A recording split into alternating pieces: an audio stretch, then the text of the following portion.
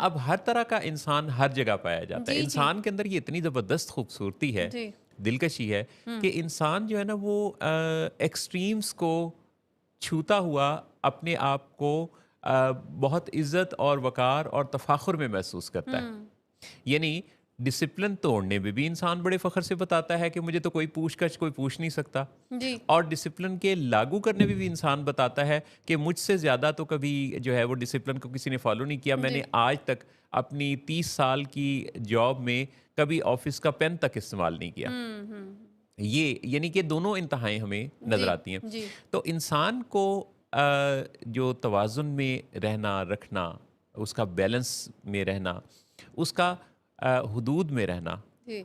हुदूद को लोग क़यूद भी समझते जी, हैं। जी। लेकिन कोई भी जो डिसिप्लिन है वो कैद नहीं होता। हुँ, डिसिप्लिन नज़्म व ज़ब्त होता है। हुँ। यानी आप किनारों पर नहीं पहुँचते क्योंकि किनारों से पे तो फिसलन भी होती है। जी, वहाँ से तो डगमगाने का भी खतरा होता है। बिल्कुल।